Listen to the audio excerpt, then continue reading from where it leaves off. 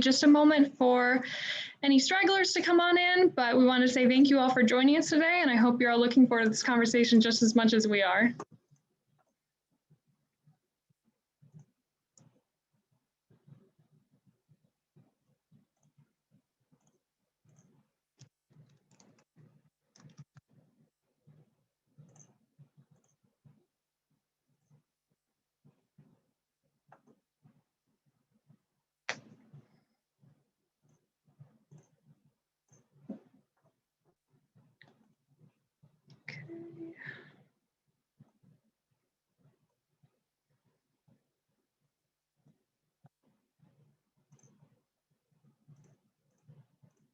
Okay, there's plenty to talk about today, so I'm going to go ahead and get started. Again, thank you all for joining us today as we take a deep dive into charting a path towards integrating advanced aviation solution into our communities. The panel today is being hosted by the Ohio Air Mobility Symposium, of which I am currently acting as the program coordinator. The purpose of our team and the events we host is to aid in answering the question, what will advanced air mobility mean for the state of Ohio? To answer this question, we have to look at how the birthplace of aviation can position itself as a hub for AAM research, testing, and manufacturing, in addition to proactively shaping policy, infrastructure, and planning efforts to integrate air mobility into our Ohio communities safely and equitably.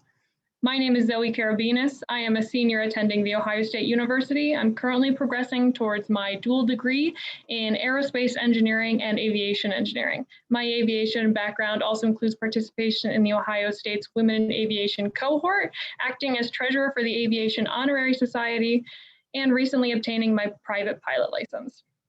As I previously stated, I'm currently acting as the team's program coordinator. I'm going to go ahead and hand it off to Scott Wilder so he can introduce himself.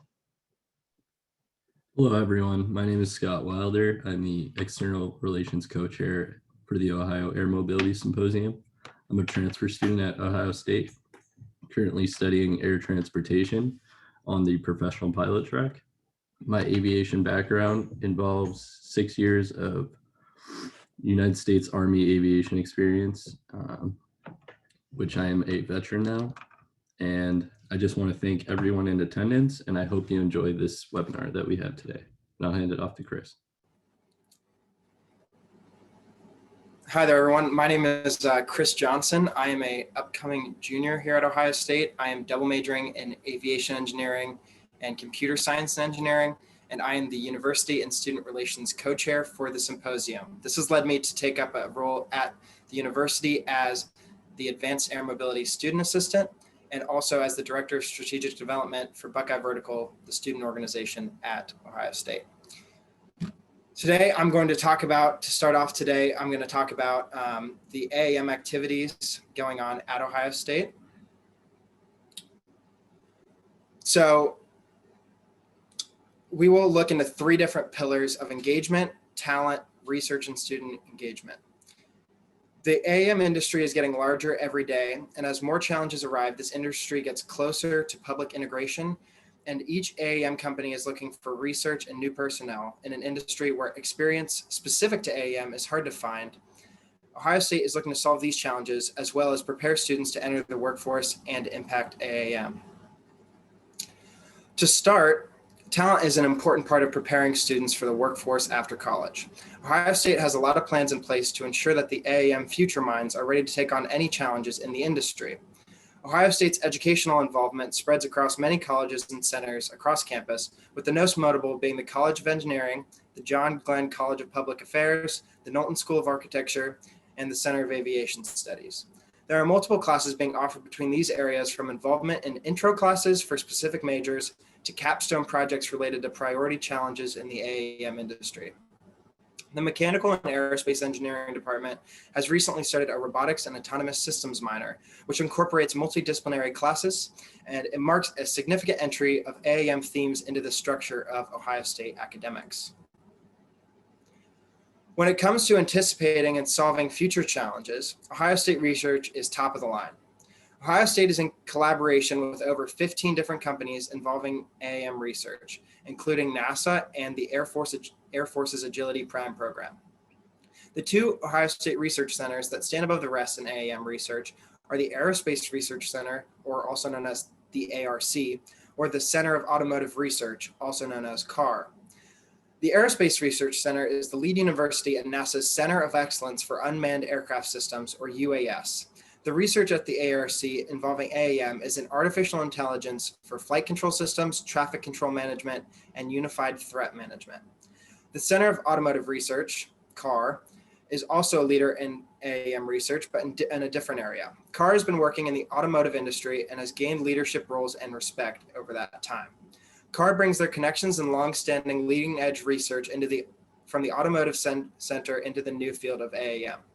They have multiple ongoing AAM projects, from battery operations on airplanes to electric propulsion development, all the way to fast charging systems.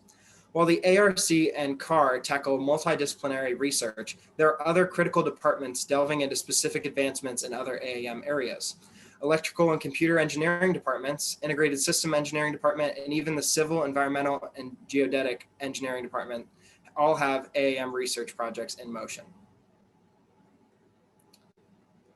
Ohio State students are excited for the unique opportunities that are coming with this new industry. Buckeye Vertical is a new student organization that has been formed to bring together students from all different majors to learn more, get involved, and spread the word about AAM. Buckeye Vertical competed in the inaugural Vertical Flight Society's Design Build Vertical Fly competition and placed third, competing with universities across the nation.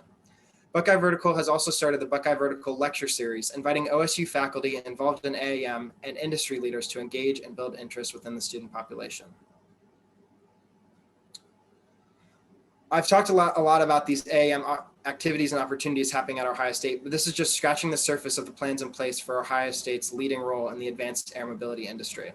If you would like to learn more about some of these initiatives here at Ohio State, or if you would like to learn how to be involved, please don't hesitate to reach out to me at my email, johnson.8067@osu.edu.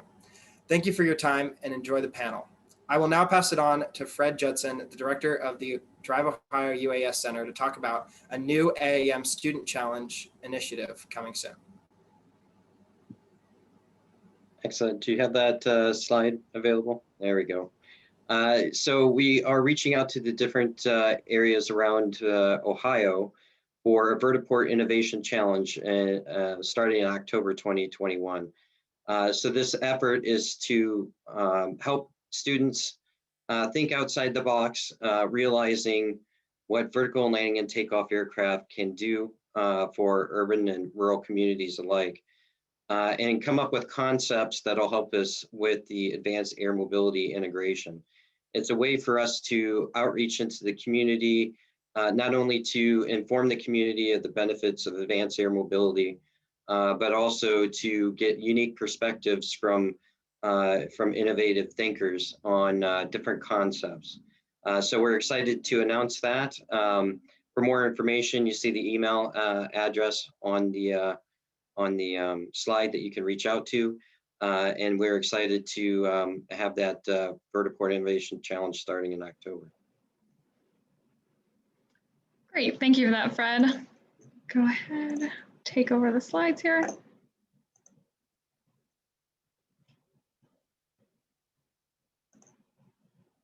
Okay. So let's get started on this conversation. I'll go through a brief introduction of what we'll be talking about today. As most of you know, again, the title of this discussion is Ohio's Air Transportation Revolution. We're focused on charting a path towards integrating advanced solutions into the community. Today, a part of our focus will be on the Crown Consulting Report.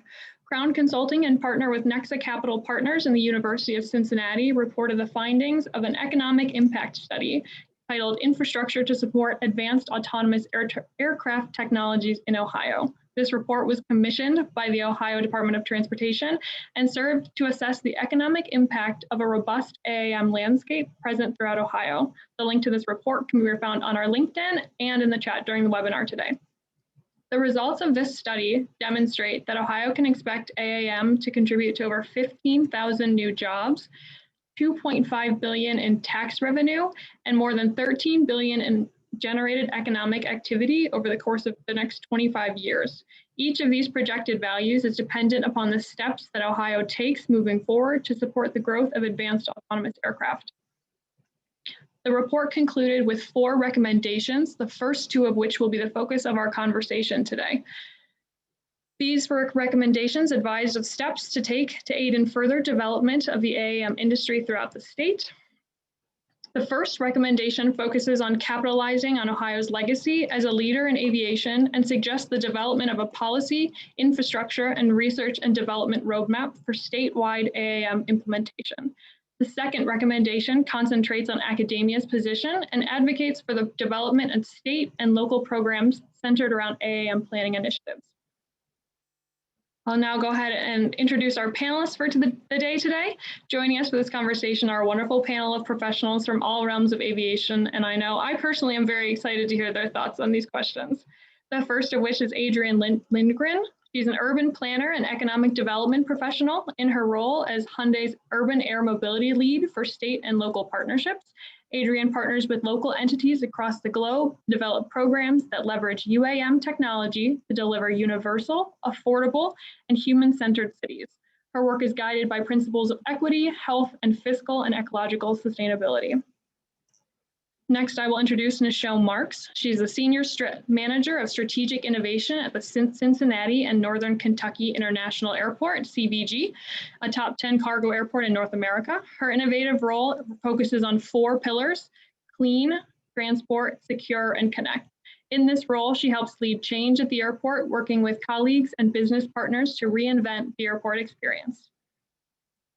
Next, I'll introduce Yolanka Wulff. She's an experienced executive and program director of the Community Air Mobility Initiative, CAMI. She works with mission-driven organizations with an excellent ability to create and execute on a strategic vision, solve problems creatively, mediate stakeholder differences collaboratively, and communicate effectively. She's a leader and a bridge builder with a passion for the human effort to make our world sustainable. Next, I'll introduce Dr. Amber Woodburn McNair. She's an assistant professor of city and regional planning in the Knowlton School at The Ohio State University. She also holds an affiliated position with the Center of Aviation Studies. Her education background spans civil engineering and city and regional planning with an emphasis on transportation systems. Fred Judson is the last panelist I'll introduce for the day. He is the Ohio Department of Transportation and Drive Ohio's director of the Ohio Unmanned Aircraft Systems Center. He has more than 26 years experience at the Ohio DOT, specializing in UAS and geospatial technologies. He spent the last 6 years in research and implementation of advanced air mobility technologies for the state of Ohio. During this time, Fred has led several efforts pushing technological advances for the UAS and UAM, including Ohio's Fly Ohio initiative.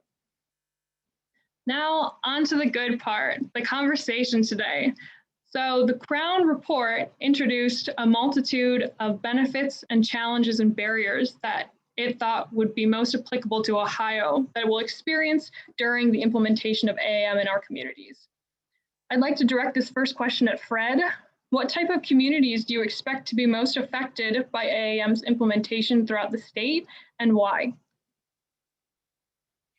So I'm looking, obviously we're going to have some transformation in the urban centers. But, when we look at Ohio as a whole, when people discuss concepts of advanced air mobility, a lot of times it just turns to the big metropolitan areas like Dallas or Los Angeles, for example, where Ohio's play is our rural mixed with urban environments. So I see a very large push for advanced air mobility in our rural communities, connecting our rural communities to our urban centers like they never have been before. Maybe to set the stage a little bit better, if we're looking at improved transportation of people in the airspace, we're looking at, if somebody from a rural airport or a smaller urban area going to their county airport, hopping on one of these aircraft and going into an urban center and then increasing their transportation, reducing the amount of transportation they would take by almost 50% on average. So, and then the cost is comparable to your ground transportation system. So, I see a big play for Ohio on our urban to our rural to urban transportation, but then also urban center to urban center. So going from Cleveland to Columbus or Columbus to Toledo, those type of situations as well. Great, thank you. I'd like to direct that same question at Yolanka. Again, I'll repeat the question in case you forgot. What types of communities do you expect to be most affected by AAM's implementation throughout the state, and why? Thanks, Zoe. And I'm going to first start off by agreeing with what Fred has said. I definitely agree with that. And I want to take a step back on the question. You have asked about affected, and affected, of course, could be positive or negative. So it's a very broad question. I don't know if you have a specific bent that you want me to take. I'm going to start off on the positive. And in addition to what Fred has said, I'd say that another opportunity for Ohio is to not only connect rural to urban, but to connect rural to rural. So as we know, decades ago, we lost a lot of the small regional airliners to increasing fuel costs and other expenses that made it impossible to operate small operations profitably. Converting to electric propulsion really brings down the cost of these aircraft. It brings down the cost of maintenance and operations. And it gives us the opportunity to address this very strong hub and spoke model that has developed over the last few decades with the loss of those regionals, and reconnect communities, smaller communities that have airports, but have become bypassed through that hub and spoke model. So I want to add that as an additional kind of large segment of the population that could be positively benefited by these new technologies and these new operations. I'm going to pause there because I could use the next 2 hours to talk about all of the benefits and challenges, and I don't think that's what you meant by the question. So I'll answer it more specifically in the way I just did, adding to what Fred said. Absolutely, thank you. You do bring up a good point, though, which I would like to touch upon a bit. There are plenty of communities who will benefit from this implementation, which we all love to focus on, but realistically, it's potential that there are communities who will be impacted negatively. How do we identify these communities in advance so that we can mitigate these risks at an early stage of implementation? I'd like to direct that question over to Adrienne. Yeah, thanks, Zoe. It's a good question. So I think for me, I tend to, because I think both Fred and Yolanka made some great points about sort of where this is going to go from a geographic perspective. I think to your question, the communities that will host the infrastructure are in many ways going to be those that are most impacted, right? This is sort of true of a lot of not just AAM infrastructure, but a lot of transportation infrastructure. And I think probably what is critical, at least to me, in order to evenly distribute both costs and benefits, and preferably have more benefits than we do cost to those communities, right, is focus in on those places that are going to be the hosts of the infrastructure and ensure that the infrastructure has multiple benefits to that community. So maybe that's increased resiliency to an energy grid. Maybe that's increased connectivity where it may be lacking in a certain community, right? But focusing on how we can make the most utility out of those pieces of infrastructure and focus on designing backwards from what the community gaps are and trying to be mindful of that. And then I'll just say in general, I think, when we think about project conceptualization, engaging communities much earlier on is, I think, a lesson that we've learned overall from building airports, large transportation systems of any kind, right? So that we can really incorporate them into the development process versus treating sort of engaging those communities as more of a box checking exercise as part of the development process. So I'll sort of pause there, but that's definitely how I think about it. Absolutely, thank you. So as is evident from this published report, there are a multitude of benefits that can be realized through the implementation of AAM. Which of these benefits do you believe to be most valued by the communities that we've defined here today? And again, I'll direct that at you, Yolanka. Sure. So first of all, I want to underscore what Adrienne said. I think it's really important to look at infrastructure. And both the opportunities and the challenge and potential challenges that infrastructure can create. But in terms of benefits, I think there's an important approach in terms of implementing advanced air mobility is to look for opportunities for specific use cases, specific service applications that provide broad public benefit, and to be able to demonstrate that early on. At CAMI, we're a nonprofit education organization working at the state and local level with decision makers and planners.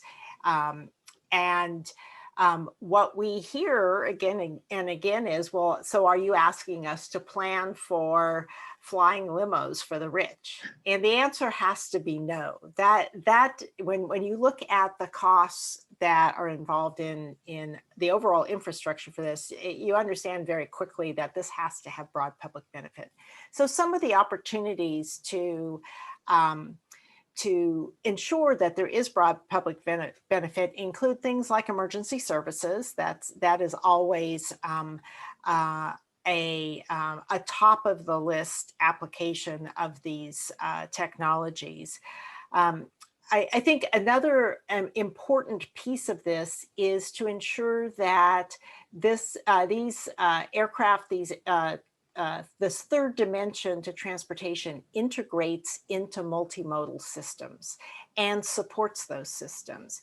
So we're talking about light rail, we're talking about public transit, things like this. If by creating an air transportation system within a metropolitan region, we pull riders off of a light rail system that is needed to transport, especially lower income demographics, the same with bus, then we've created an inequity unintentionally in trying to add to our transportation system. So really, this is a new place for aviation. Aviation has not had to think about how it participates as a mode in a multimodal system. It's operated basically separately from other forms of transportation. But to implement advanced air mobility, we really need to think about it as a mode in a multimodal system and how it integrates and augments that system. Absolutely, yeah. I would like to pull in Amber for an answer to that same question. Which benefits do you understand to be most valued by the communities that we've defined in the conversation thus far? Hi, yeah, I think that what Yolanka said is right on the nose in terms of making sure that you're providing something of public value and public service. And there's sort of two ways to think about that.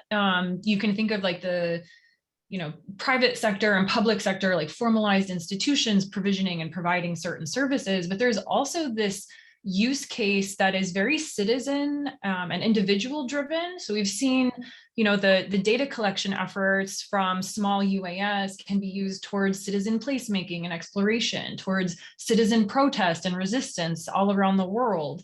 And so there's this sense of helping people understand, like, what is their right to the sky? Like, what is their right to the Z dimension as we start opening up these transportation spaces for more formal, corporate and government entities that will be providing traditional things like, emergency and disaster response, or opening up, medical care access. As they wrote in the report about not just, transporting people in emergency situations, but regular cargo delivery for, supporting hospitals or supporting folks in rural communities that struggle to get access to medical care. So yeah, when I think about this, I'm not just interested in how the institutions might be providing those services, but how people might want to be individuals operating their own forms of, data collection, maybe more so than mobility, since that seems to be much more of like a shared service that will probably be led by, corporations and governments for passenger and a lot of like major cargo, but small cargo and data provisioning, and how that digital information is used and disseminated, I think is very much a citizen question as well. Absolutely. So you bring up the point of the citizens having a part of the power here. So how can these communities be unified such that their individual benefits aren't hindered? And I'd like to direct that question at Nishom. Yeah, everyone's saying great stuff. And I think that when you look at the different communities and really that equitable airspace and how things can be engaged and combined, one of the areas that, for me, it really does go out into the urban as well as rural, and looking at how we can get access for goods and things. For us, it's how do we get people to jobs? You mentioned equality in busing and equality in different types of transportation. How do we get people that maybe live 2 hours away that have a skill to be able to work, but not move their entire family over? But I think one of the things that unifies communities really is when you look at kind of what we're doing today, where we're communicating and talking about stuff to all different age groups, bringing people in at all different areas, and how can everyone feel somewhat of a part of it, where it doesn't become a noise hindrance, but it actually becomes something that is an added benefit that you want in your community. I love that you bring up noise hindrance as being part of that. That is definitely one of the big barriers. That's a huge topic of conversation. And there are quite a few risks presented in this report as well that all have the potential to hinder the realization of the outlined AAM benefits here. And they could even potentially negatively affect the implementation of AAM on a statewide scale. What steps can be taken to ensure that these risks associated with AAM are effectively mitigated while ensuring that the needs of the public are still being met? And I'd like to ask that to you, Fred. Well, why did I get the hard one? We already talked noise, right? So we're talking impacts, and then we get into safety, and obviously there's a lot of different aspects to safety that we have to consider. So we got the operations of the aircraft itself, how the aircraft actually integrates into the airspace, and the takeoff and landing points, and each have their own safety challenges and risks, right? And all that's really going to come down to certification and standards, and then enforcement and inspection after that. We do have the current manned aircraft specifications. Most can be adopted, but there's a lot still that needs to be worked out, particularly if we start looking at advanced air mobility at scale. So if we look at a traditional helicopter pad only doing 1 or 2 landings per hour at most, some of the demands on that we're expecting in advanced air mobility, we're looking at almost 30 movements per hour, so 30 takeoff and landings per hour. At that scale, it is going to impact the airspace and the safety of both people on the ground and people in the air. And it's going to take a lot of infrastructure to support, even if we went with full autonomy, which the AAM industry in its birth won't be fully autonomous to begin with. Even at full autonomy, there's still going to be a ton of infrastructure required to ensure that safety aspect. So it's a lot of work that still needs to be done if we want full scale implementation of AAM, but we won't see that for some time. But what we will see is, instead of 1 or 2 helicopter missions per hour, we may see 4 AAM missions per hour in the next 5 years or so. Which as it increases, our standards and certifications will evolve. Absolutely, thank you. And I'd like to ask the same question to Adrienne, and I'll repeat the question again. What steps can be taken to ensure that these risks associated with AAM are effectively mitigated while meeting the needs of the public? I think so. So I think I'll just say Fred made some great observations that I'll sort of reiterate around standardization and interoperability, and in general, some of the technology risks that are presented here and how we can mitigate. I think there's another sort of risk bucket that has been identified in that report, and it relates to roles and responsibilities. And as you see the activation of increasingly low altitude airspace, right? It starts to beg the question of a different relationship potentially between cities and local authorities and the state and the relationship to airspace management. So I think probably, developing that conversation on roles and responsibilities with some clarity.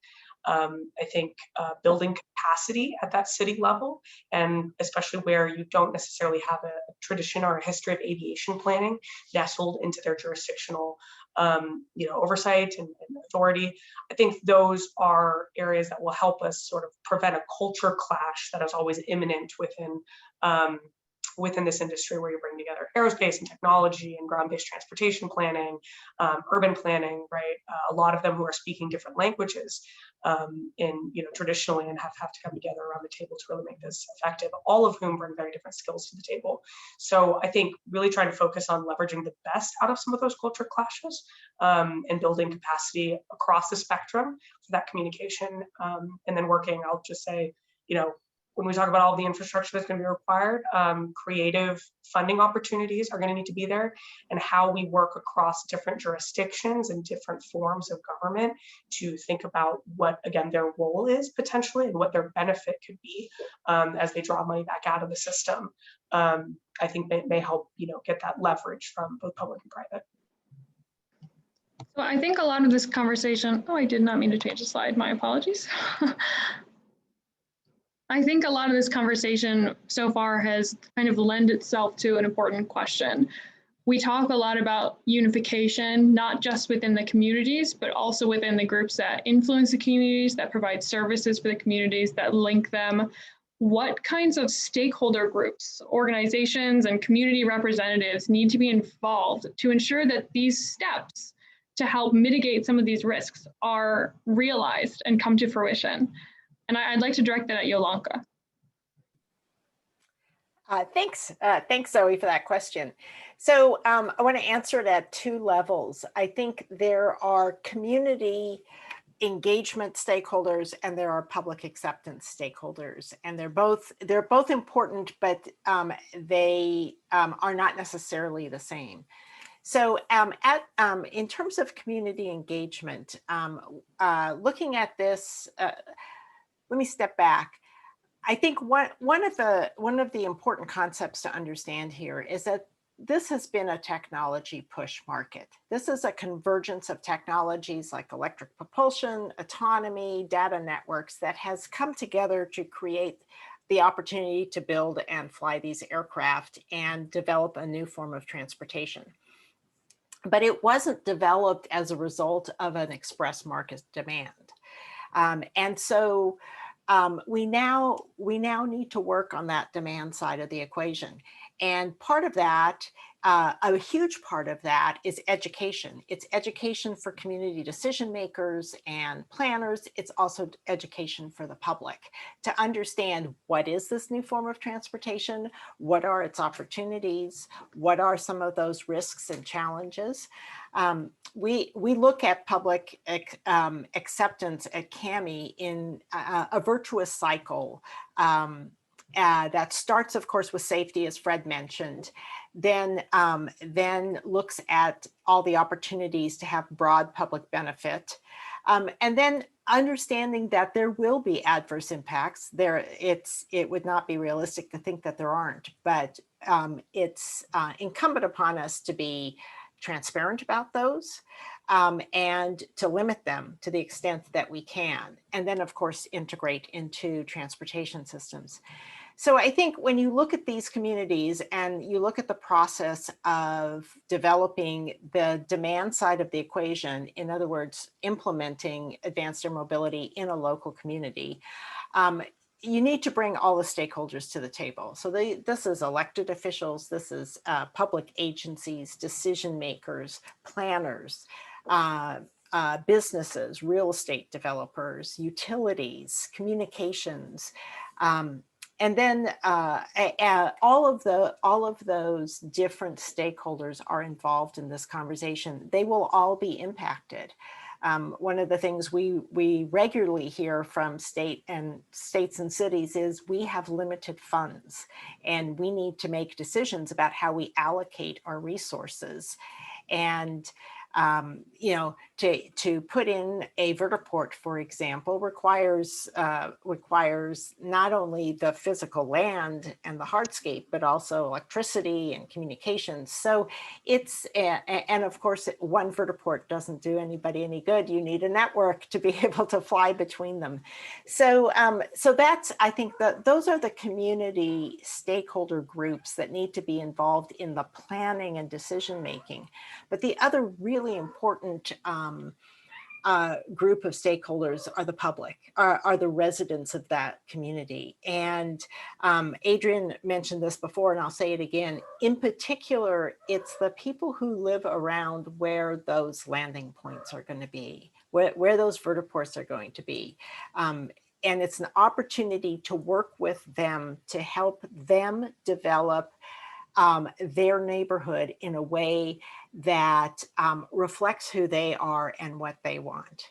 We certainly have examples from the 50s and the expansion of the highway system in this country of a lot of neighborhoods that were cut off or you know, gutted because of highways running through the middle of them. We know what not to do. So I think we have the opportunity to do this very differently and make this an exercise in community and neighborhood building. Great, thank you. And I'd like to direct that question as well to Amber, and I'll repeat it. What stakeholder groups, such as organizations and community representatives, will need to be involved to ensure that benefits are realized and risks are mitigated? Well, I think there's already been a lot of great discussion, so I'll try to contribute something new here. I'm kind of interested in like what we would think of as maybe more kind of downstream, like robotics, like social robotics, because I get the sense from like what I've been reading and what I've been studying that there is a very prescient surveillance cultural impact that whether we initially as transportation professionals introduce this as a means intended strictly for transportation, that you're opening up a precedent for different types of policing and surveillance activities. And I think that there has to be a bigger conversation about data collection, about privacy, that comes with some of these, what we think of as like traditional transportation infrastructure impacts, right? So, you know, we know about noise, you know, about air pollution, and in some of these ways, we think some of these vehicles could potentially alleviate some of those problems, depending on the innovations in those, you know, sort of mechanical engineering spheres or an energy dependent spheres. But there is a lot of literature out there of folks who are talking about this way of thinking about the sort of like social justice and social impacts related to constant surveillance and observation. And I would like to see that there are some, you know, what we would think of as maybe like social activists and community groups that aren't necessarily constantly involved in transportation traditionally, like they're not necessarily the ones, you know, trying to protect the ravines or green spaces in their neighborhood. They're the folks who are thinking about power structures and institutions in their communities, because there is a lot of power dynamic that changes with that level of surveillance. So that's something I would like to see. And I think that gets back to this idea of what we're talking about with this mode of transportation is so innovative and so different and such a merging of so many different ways of thinking about new technologies that I think as transportation professionals, it helps to go even broader into, you know, data security, policing, and what that means for communities as well. Because I think we will open up more so those opportunities for that kind of civilian observation if we are successful in our transportation goals as well. Absolutely. And you bring up a great point about involving those who aren't normally involved in transportation. It's always great to get different perspectives from a multitude of realms, and such an innovative transportation such as this is going to require stakeholders who aren't normally involved in this transportation realm. So Fred, I'd like to direct this question at you. What specifically about Ohio facilitates the process of aligning stakeholder partners for AAM? We talked about in the beginning Ohio's aviation heritage. I don't think anybody realizes how much aviation is built into the blood of Ohio, starting with the Wright for others. So when we start looking at stakeholders and how everything will evolve, I think Ohio is generally friendly to aviation, and likes to see that innovation continue in Ohio. So then that makes, when we get into stakeholders and outreach, easier, because we do talk about it all the time. I mean, we anything in aviation, even if it's not from Ohio, it talks about the birth of aviation, right? So we get into the stakeholders and how we can filter down or across. I think we look at stakeholders being the vehicle OEMs and or service providers, and then the use case owners, which could be industry or could be public, and then trying to align our existing state leadership and regional leaderships to promote our activities the best way that they see fit. And I'm not sure if I answered your entire question. I think that you did. I'd also like to direct this question at Nishom.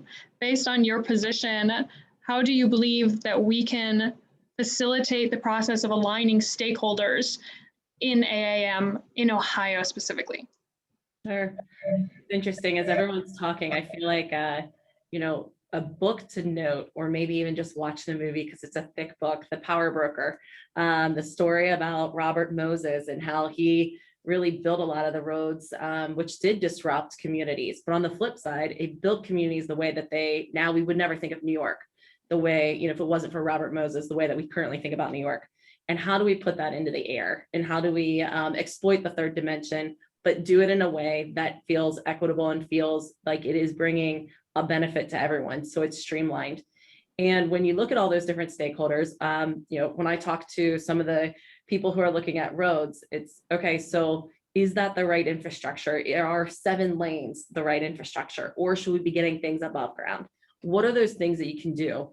And I think the more that you just start talking about them and almost demystifying them, the easier it is to comprehend and to start realizing it.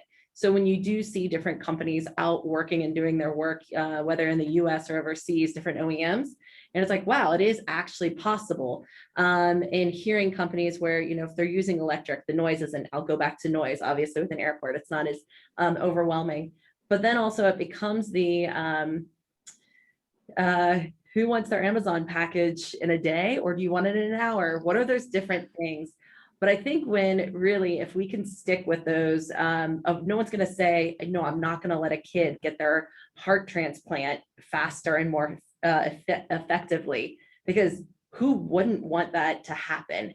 So I think that the use cases are interesting in the business model. It does end up bringing everyone together and kind of almost just having the conversations, having the charrettes. I love the challenge that Fred and the Ohio team are working on, very active in that with amongst the university students, because I do think the more that we get into STEM in different groups, you're going to see the idea of it change and evolve. So, if people we still have people that will call the airports and say, you're listening in to me. We're going to have people that are really nervous about everything, but how do you make it so that it's beneficial for them? Absolutely. So that brings up a good point as well when we talk about this unification effort. And I'll say it before I ask the question, Fred, I am going to direct this at you. How do we see that these unification efforts, we see the positives from it, but how do we expect these to also affect the competitive markets? Like, is there potential for the negative effect? Can you restate the question? Absolutely, yeah. So while looking at unification efforts, unifying the stakeholders across Ohio, unifying our purpose across the state, how will this affect the competitive markets between those who are looking to get the technology in the air? So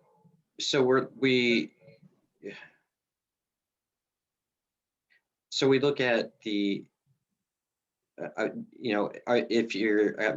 I understand the question correctly, we're talking if we're too focused on one area that we might miss other areas. And that is a possibility, but realizing that you have to start somewhere and doing something is better than doing nothing. But also, you know, so AAM means a lot to it. It is a broad concept that could have multiple use cases and a broad spectrum, you know, across the industry. So, you know, we could be talking people movement. We could be talking large cargo movements. We could be talking last mile package delivery. And you know, so what do we do to get the industry going? Do we focus on medical use cases because medical use cases have that good public need? But realizing that, you know, people want their pizza delivered too.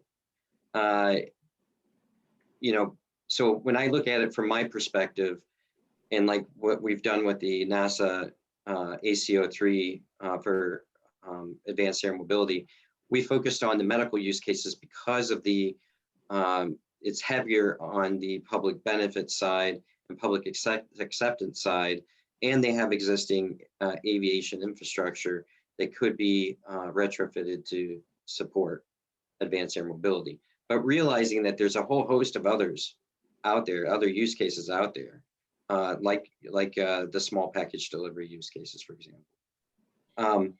And then Nisham mentioned the organ transplant cases.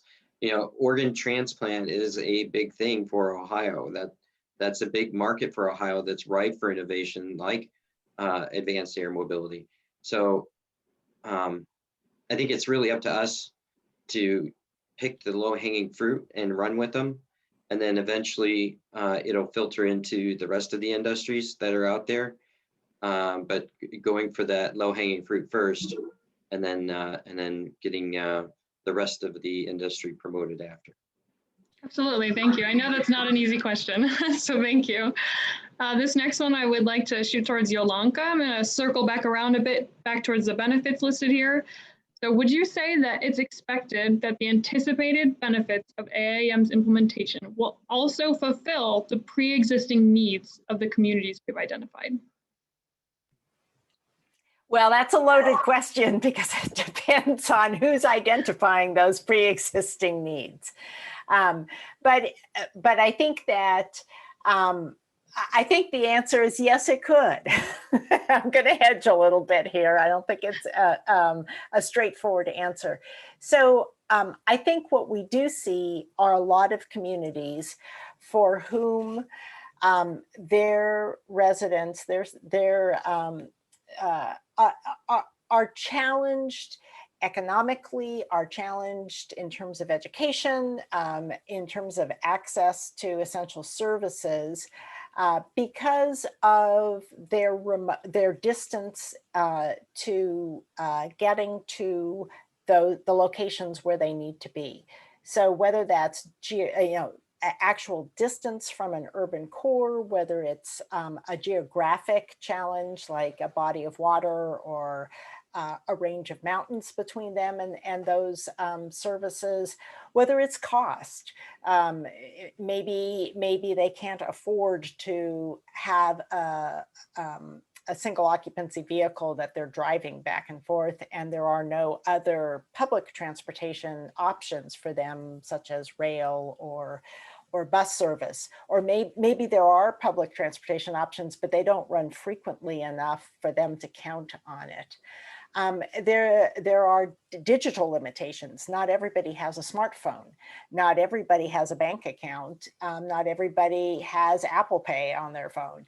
So when you start to think about those needs, I think advanced air mobility offers some unique opportunities, especially when it comes to connecting those smaller communities with each other and with urban cores, and connecting across what we call transportation deserts, places that are hard to accommodate with regular transportation systems. But it's, what's interesting about advanced air mobility is that It's a form of transportation that we are trying to implement in communities, all of which are unique. And so it's about understanding what are some of those kind of categories of needs that are in these communities, such as better access to those essential services, reducing the time and cost to whether it's to commute or to travel once a week.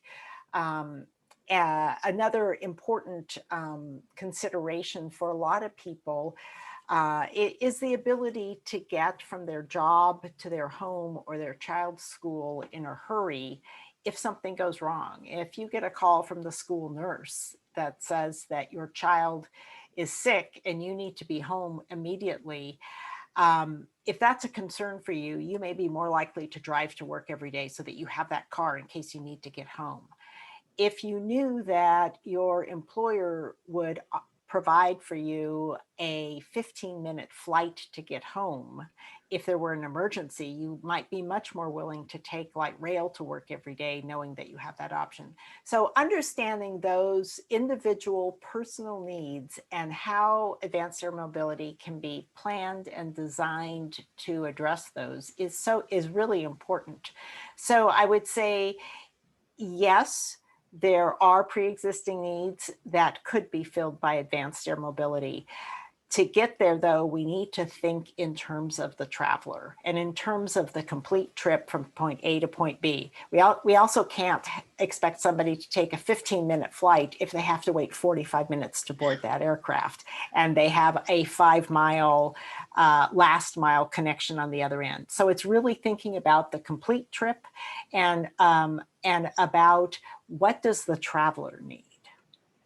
Absolutely, thank you. And so you bring up a good point about planning this system such that these needs are met.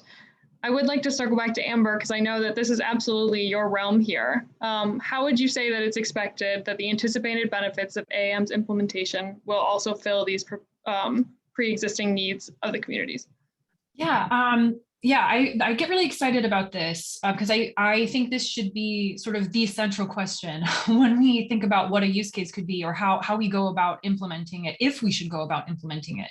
And there's an author I really appreciate who talked about not just like how do you plan for communities, but how do you think about social inclusion and technology so that people can access services? And it's sort of this like, there's like 4 key points here when you're thinking about that technology transfer into the hands of the user. And the first is like, how do you access the physical kind of hardware of what you need? So the tech devices, the conduits. If you're a human, you know, I've been talking about data collection. Let's talk about humans maybe being passengers, right? So what do you need to carry your stroller, your baby, your groceries, your briefcase, your laptop securely, comfortably, confidently into a passenger boarding area at a vertiport and then be on the aircraft? What do you need in terms of social support resources? It's another one to feel safe there. You know, Fred had mentioned, you know, there's all these different levels of autonomy. If we go fully autonomous, we save on a certain amount of labor costs. But if we need security, if we need, you know, the equivalent of a train conductor on these aircraft to support passengers and shared spaces, how do I feel confident and safe as a woman boarding with people I don't know and strangers, and I'm up in the air and there's no quick exit, there's no easy way out if I'm exposed to some sort of violence or harassment. Those are social systems that have to be then part of that service.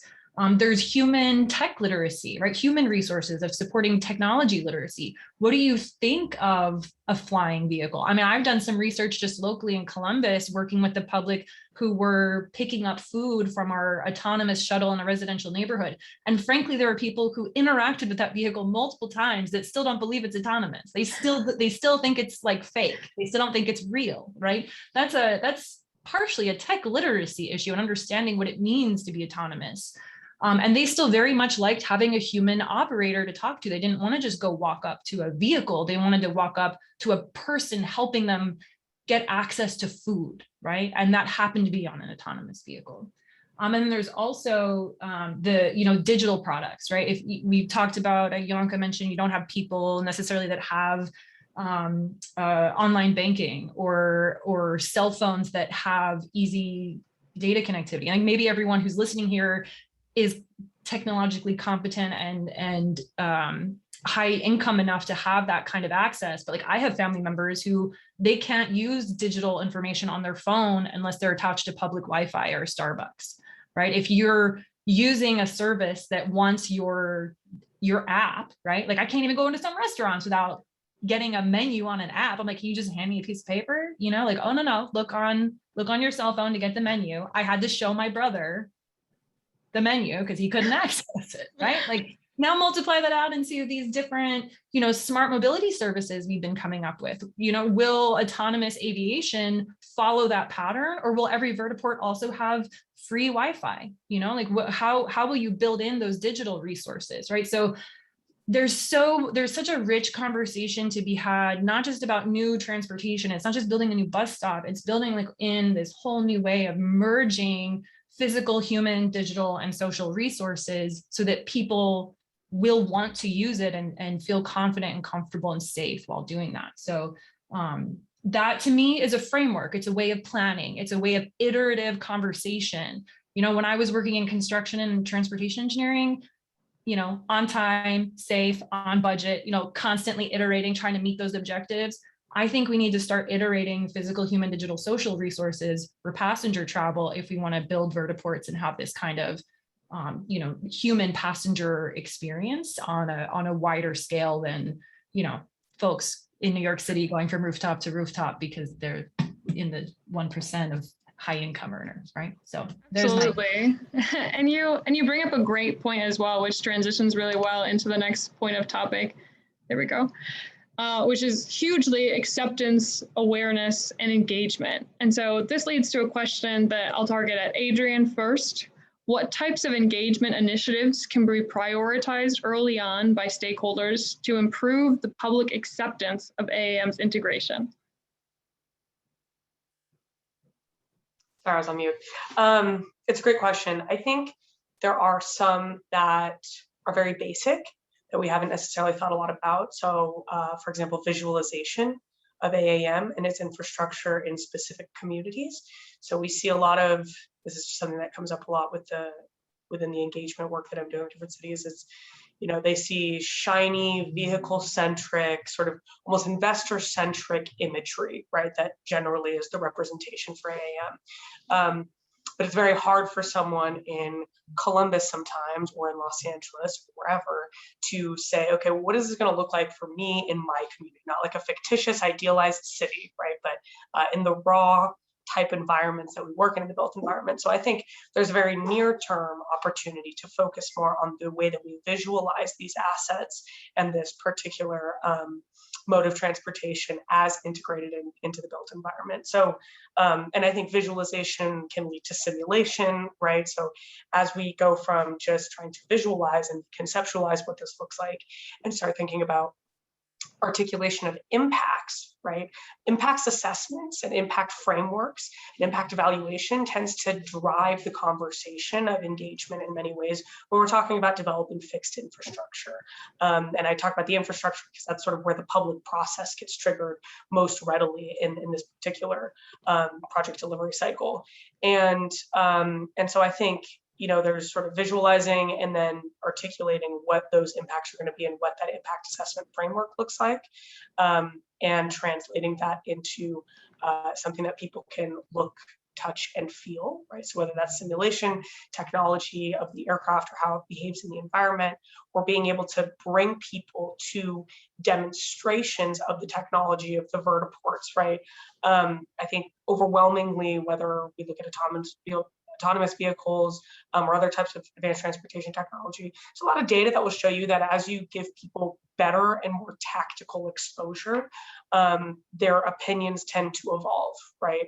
But certainly I think, you know, one of those near-term things that we have to deal with is some of the way that we represent AAM, which is not necessarily in the vein or in the thread of a lot of the comments we've heard here today, right? As part of an intermodal system, what does it look like? Curbside management, right? What does a vertiport mean for curb? These are, you know, ground, humanized viewpoints and perspectives as to what this is going to be.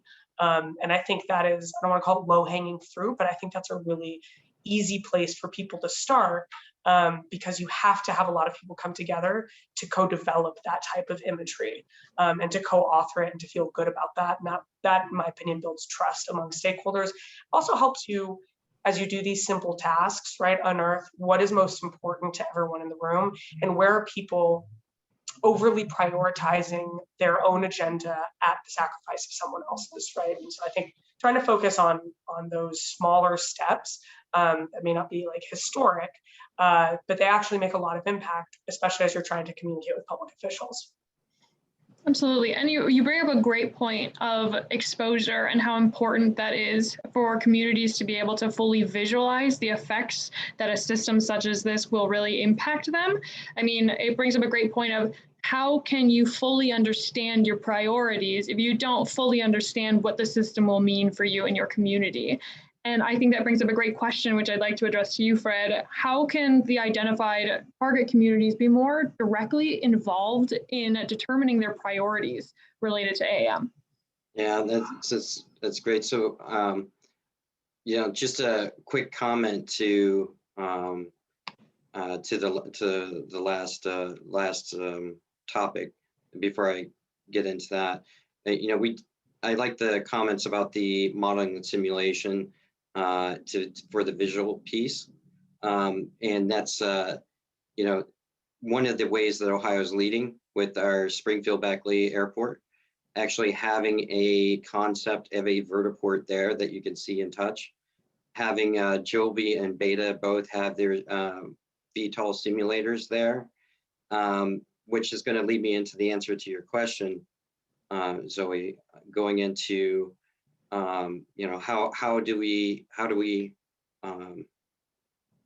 actually, can you repeat the question? I lost my train of thought. No problem. How can the identified target communities be more directly involved in determining priorities?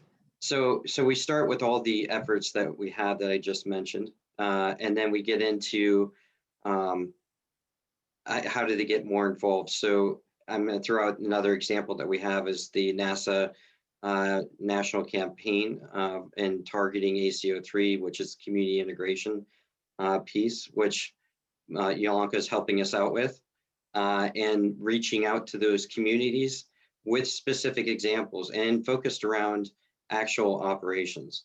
So not only do we have simulators and we're doing the modeling and simulation piece as well, but our community integration efforts are focused around real world demonstrations. So as part of that, we have Kitty Hawk, which has been one of the forerunners in advanced air mobility. Moog, which has the Surefly, which is a advanced air mobility aircraft that's built out of Cincinnati. And then Reliable Robotics, while it's not a VTOL, it's a fully automated fixed wing aircraft from taxi to takeoff and landing.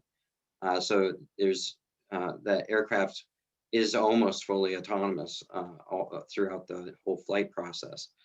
And so, when we try to engage our public and regional stakeholders to get them involved, to make them to show them what they need to start planning for, it's through those efforts that we're leading and continue to push for that educational piece to all those stakeholders that are involved.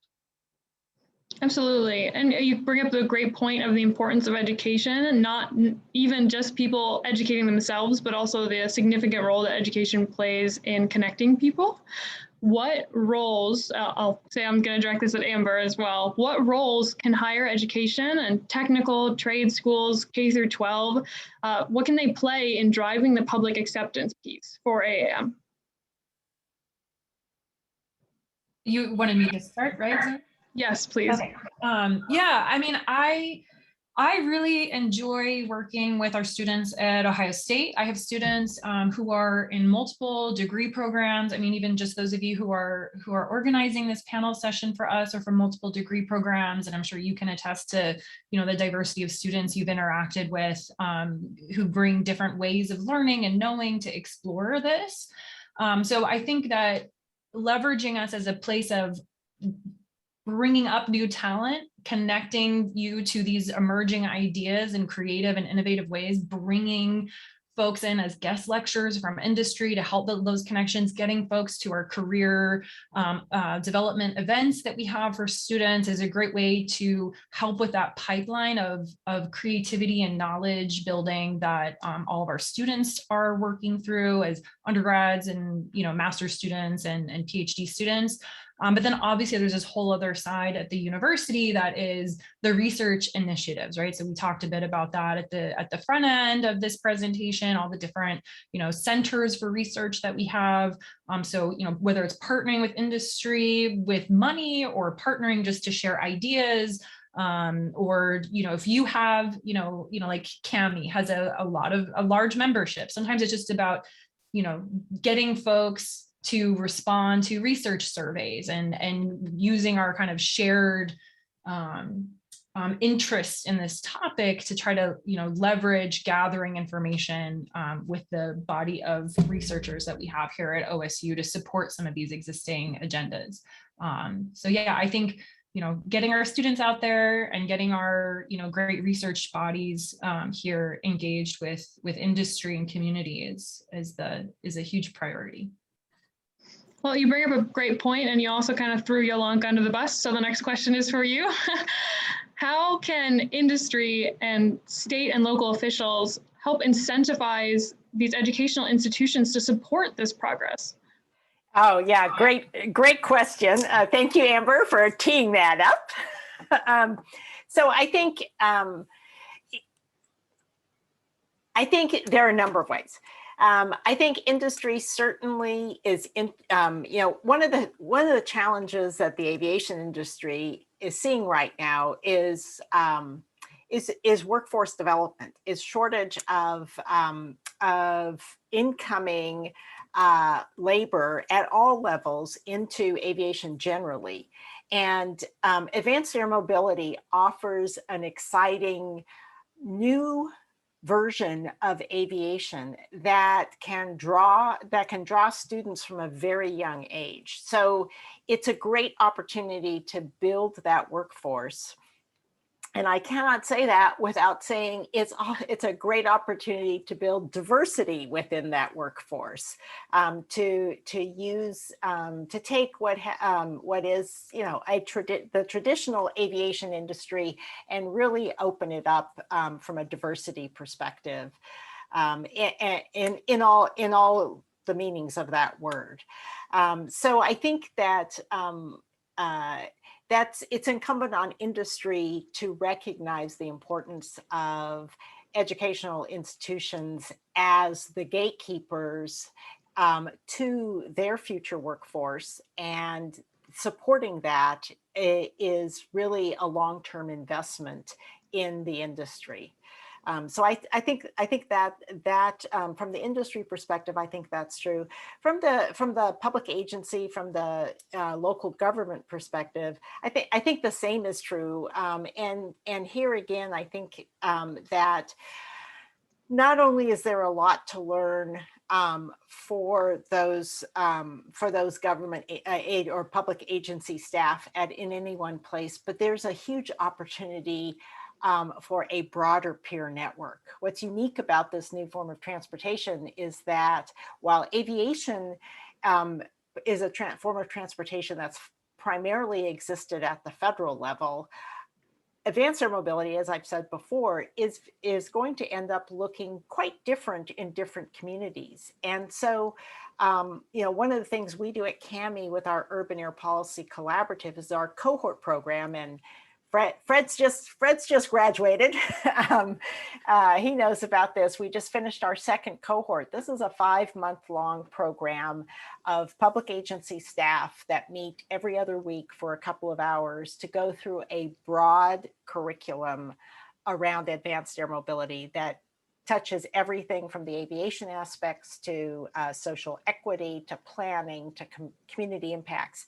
And it's also an opportunity for different states and cities meet and form peer networks with each other. And to the extent we can, this is new, we can learn from each other, develop model policies and best practices that create a base for everybody. Sure, it will be modified for whatever community it's going to be used in, but there's some baselining we can do that can apply to all, both on the technical side, on the operational side, but also on the social benefit side and community impact side. So there's this great opportunity to learn, and I think the educational institutions have a huge role to play in that. Absolutely. And I'd like to direct this question as well to Adrienne. I'll repeat it again. How can industry and state or local officials incentivize educational institutions to support this progress towards public acceptance? Yeah, so I mean, I think, they've hit on it here a couple of times: inclusive workforce development, right? And homegrown workforce development. So how do we use sort of training, right, as a cornerstone of us expanding who's in the household aviation, vernacular. I think the other thing that can potentially be important, just based on work I've done in past, is how we look at, yes, there's unique things about advanced air mobility that need investment and training, right, and sort of build up within the pipeline. But I also think there's increasingly convergence between both the public and the private sector around a whole suite of transitions within transportation technology that requires different workforce skills.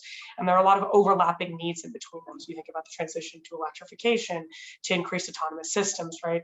And I think, when we think about trying to get to scale, and when we're trying to think about how we, in general, I think for public acceptance, it can be very helpful to position AAM within the broader conversation of transportation, rather than continue to sort of treat it like a silo. And I think part of that can be, right, with saying, okay, well, we all know that we're going to transition to electric systems, right? LA Metro has the same needs as ODOT in some ways as we do at Hyundai Air Mobility, as we do at Hyundai on the ground, right? So I think trying to find those common areas of overlap and treat all of these less siloed is probably one approach that can help foster a little bit more buy-in and more scale that is going to make it easier to scale and cheaper, right, on a per unit sort of cost to try and get these folks up and running. Yeah, absolutely. And kind of on a similar note to Nishom, what strategies can be implemented between our current airport systems and educational institutions to connect them and help drive this incentivization towards public acceptance? Sure. For about the past, for a long time, we've had interactions and engagement with universities. But really, when it comes to innovation and new types of technology, not just, hey, how do you run airport operations on the non-movement area, but really when it comes to more innovative, creative things. We've had partnerships. Right now, we have them with 7 universities. I'd love to make Ohio State University one of those. Maybe they will be the next one. But we've had really key, good partnerships that we don't only work on, yes, there are internships, that's great, but a lot of different capstone projects and a lot of different projects that are more on the bleeding edge. We also like to, as we do pilots with a variety of different startups and technology, we also like to engage a lot of the university stakeholders, the students and the research community, to engage on those so that they don't have to think, oh, in order to work with an autonomous vehicle, I have to go to Silicon Valley. That's crazy. You can come work with an autonomous vehicle on the CVG airport campus. So what are those different things that we can get people excited to keep them here? Definitely, looking at making sure that everything is equal and engaging, but also giving people a meaningful experience that then helps grow. What's also been interesting is not only when we do some of these partnerships with startups, say they're from another country, another city, I'm able to say, hey, I've got this bench strength and this wicked smart group of people that can actually engage and come on. Then they start building jobs and building things that start to grow and develop. So there's a lot of areas that I find it very important to be able to bring together that ecosystem. I always say, in order to have an active, smart ecosystem, you have to have the startups, you have to have the universities, you have to have those traditional big complex organizations like BigCos, and you have to have the government entities. So if you're able to have that, that's like the perfect hemoglobin to bring all of these other opportunities that really make the biggest impact and allow for smart things to happen. It also brings out things that maybe in my bubble I've never thought of, but a university student or someone else really is able to expand that. So it's work that it's not easy. Working with universities, they are complex. And you find, all of a sudden a university will be like, wait, they'll do capstones, and you'll have 50 different people contacting you and you get overwhelmed, but you'll be able to figure out what is the best resource and the best access. I also want to point back, because I don't think Fred's going to sing his praise quite as much as I will. When you look at what Fly Ohio is doing in an ecosystem like the state of Ohio, and also partnering with other places around Ohio to really advance what is that advanced air mobility with stakeholders such as university, OEMs. I really want you to stop and take a moment to look at what the NASA National Campaign looks like right now with what Fred and his team and many of us are supporting. And then let's compare it to what's going to happen in 3 years when you do have people from all of those different stakeholders engaged and involved. And you do want to hit every person, every farmer in the middle of no man's land. And then you also are going to have that where you're not going to hit every person in an urban core that also is not going to understand what's going on.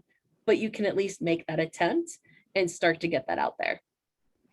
I love this discussion about education, especially from the perspective of a student. It's lovely to hear how optimistic everybody is about the involvement from educational institutions. And it's great to hear the opportunities that are budding. But it does bring up a good point. How will funding be found and allocated to these academic institutions? And I'd like to direct that question at Amber. So how will funding be found at academic institutions? So, I mean, there's a lot of things you can do for free though, right? Like the capstone projects, we integrate those into our existing coursework, and students, in my experience, like I've done work specifically with aerial autonomous mobility concepts. I've done that outreach where I have undergraduate students come with me as mentors and advisees to younger students. So those of you who may not know, OSU has a great airport facility, a brand new terminal, and we have classrooms there where you can overlook the airfield. And we brought, sixth graders, groups of sixth graders to come learn about what could drones be, right? Like what could that do for our communities, and have just a visioning and fun learning exercise where they get to be, quote, on a college campus, be at an airport and see the aircraft moving around, and it captures their imagination. That's free, right? That's just coordinating with schools when they already have their field trips budgeted and they just choose us to bus the students to. Coming and partnering with our undergraduate and graduate students in the classroom. When you propose capstone ideas to the Center for Aviation Studies, we have, I can send emails if you want of people you can propose them to, because they're always looking for them. We love connecting our graduating students to to industry and that, including, our government agencies. And there's certain types of research too that you can do that is not high cost, right? Like if you're trying to work with, our certain types of labs, it's very expensive in engineering a lot of times. But a lot of the work that I do right now is more conceptual. It's more planning oriented. It's reading and synthesizing, and it's not investing in lots of long labor hours with high tech equipment, right? There's different aspects of this research that are very expensive, and there are other aspects that are a bit more accessible. So if you're into urban planning and community partnerships, contact me. And I'm not saying I'm gonna do everything for you for free exactly, right? Or that I have all the time in the world, but there's a lot of ways that it can be conducted without huge costs. Just into that with where Amber's going is, we really actually are anti-free. I'd rather, is there a budget? Is there a way to make sure that people are able to pay for that value? But there's also, not always looking at grants, but there are great ways and great grant opportunities that are out there. And a lot of times when I'll see who is getting them, it's like, wow, there are other things that really could, whether it's to venture build and create new IP, whether it's to do that research. And you might be surprised, like right now with the advanced air mobility, there are actually a lot of EPA grants that are out there. So you don't always want to look at the direct, it's not always DOT. It's not always DOD, or you insert the acronym. There are different foundations that are looking at this. Large corporations, Kroger is very active in this. What are those areas where, that can help fund, whether it's here's a certain lab, and it could be that large corporations are putting that money together to be able to get a lab, not just because they want to get their product faster to you, but because they know they need better health of their employees, and they need their employees to get to their jobs just as fast as anybody else. So it's there are unique ways of funding university research or funding the research in general, but it does take a lot of elbow grease and people with passion. So you've got a lot of good people on this call that have that passion to kind of be creative and look at those different ways of doing things. Yeah, there is Absolutely. another organization called the Airport Cooperative Research Program that does a lot of work, and this is to say that if you're trying to find funding inside the university, there can be internal pools, like we have small sustainability grants, small seed grants within the university, but a lot of times we are, looking externally to those other types of organizations to find the funding. ACRP is a great example. I'm on one that's about to give a large sum of money to a group of people, and it always amazes me. I'm like, that's the dollar amount for this work? Okay. Coming from nonprofit world, it still surprises me, but it's fantastic and it should be paid for. It's meaningful work. Can Absolutely. I add on to that, Zoe? Oh yeah, absolutely. First, I wasn't able to say it before, but Nasham, thank you for the shout out. But to add on to that, a lot of the reason why we had this research report done for advanced air mobility for Ohio is exactly for that. Part of that is that education and outreach, and which has led us to these discussions today. So I think, hopefully what we're hoping, the research report was done by Crown, Nexa, and the University of Cincinnati. So I want to throw the shout outs to those guys because they did an excellent job. But it is there to inform educators, the people who are forming the grants or the research proposals, to take a serious look at advanced air mobility when they're doing so. And here we're talking about the report, and the report was really, that's one of the major goals of getting this research report out into everybody's hands. Absolutely. And this all leads to my final question of the day today, which I would like to address to you, Adrienne.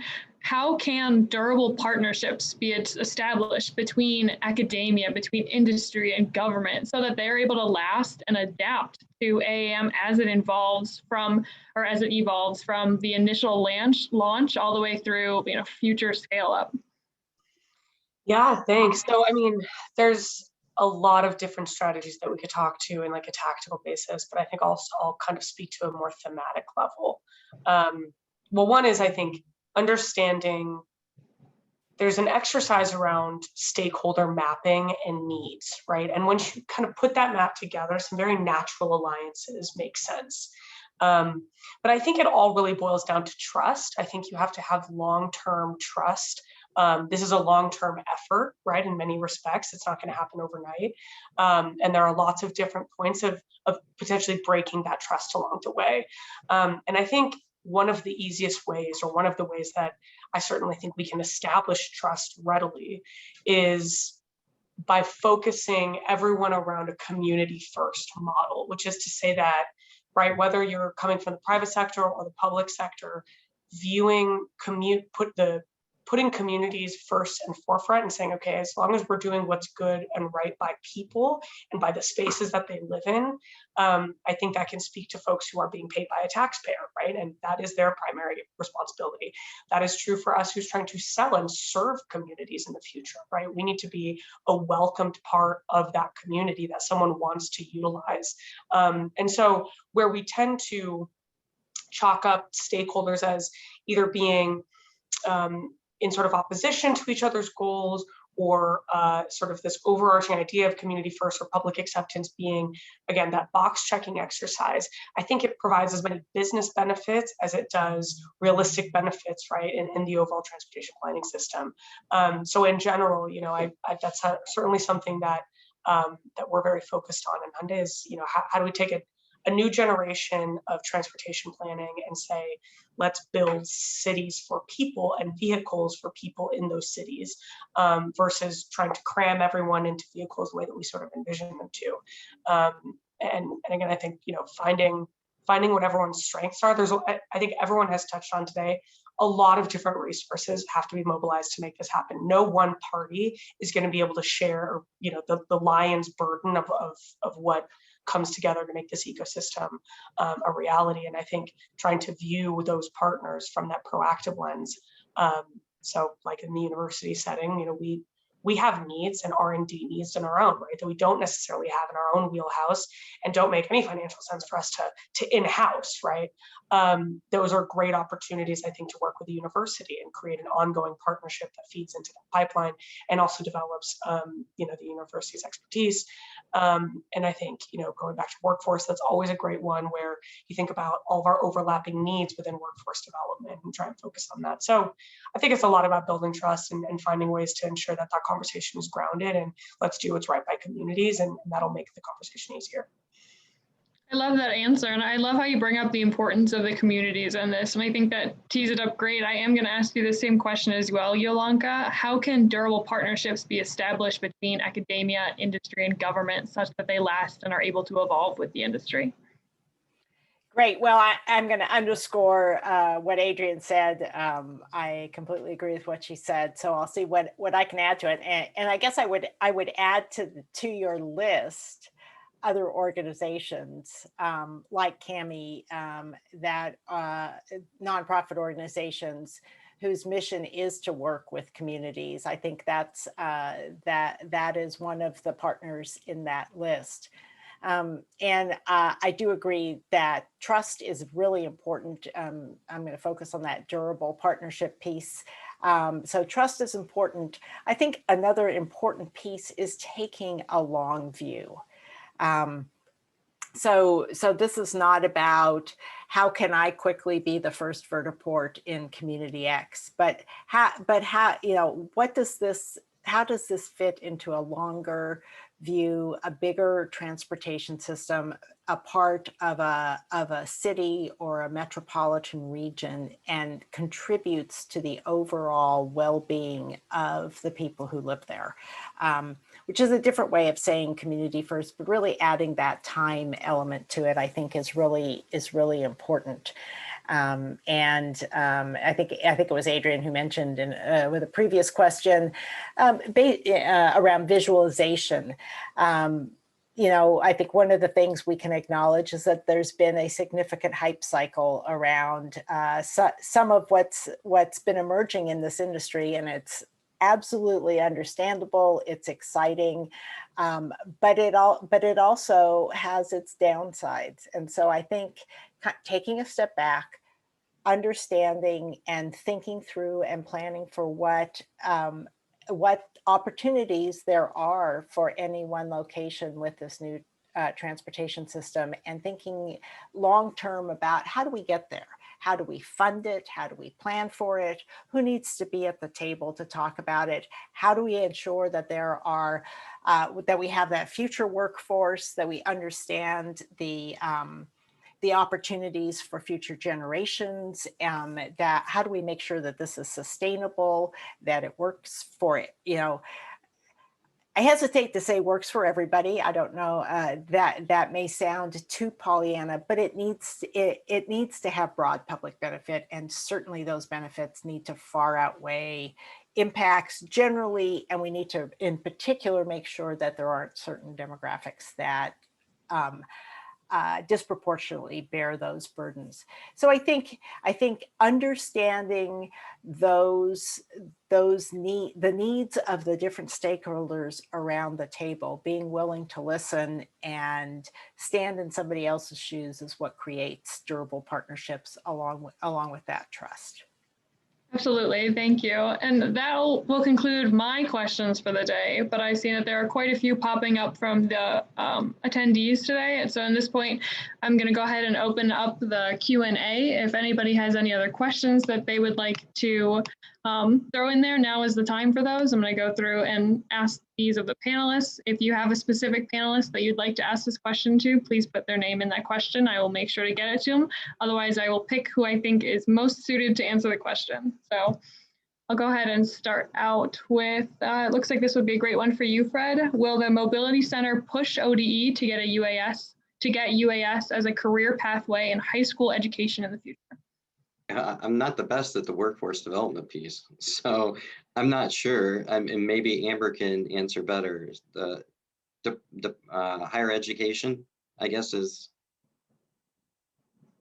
Yeah, would you like me to jump in, Fred? Yeah, I can read it again if you'd like as well. So, yeah, I mean, there are some, like, for example, at OSU, we actually are launching a new class in the Center for Aviation Studies. We have 3 different air transportation degree programs, and there's just been a lot of conversation the last couple of years of how do we start bringing in more learning opportunities, like whole coursework, not just changing a class, but introducing brand new classes. So we have a brand new class that's being launched just on small UAS systems to help students get familiar with the certification exam that you can take to become a small drone pilot, learn about already the applications that exist and how it's used, what are some of the issues you need to be aware of if you pursue this as a career track.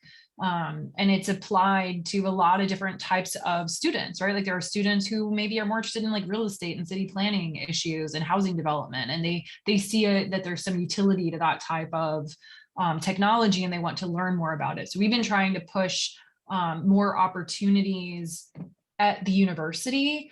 And, in terms of high school education, we do things like we have a lot of summer programs. Like I hosted high school students for a day at a sort of like a city planning and architecture camp. So they had a day where we just talked about drones, and I designed some activities for them. So I don't know the extent necessarily that it's fully integrated into the high school curriculums, but I do know that there has been, eagerness and push from folks in higher ed to build those partnerships and keep the high school, like K through 12 even mindsets like at the forefront as we are revising our own higher ed curriculum. So I hope that helps answer the question. Absolutely. And I don't mean to make you talk again, but someone did ask a question and directed at you. They asked, could there be relationships with tech providers to use the intro course to brainstorm for long-term?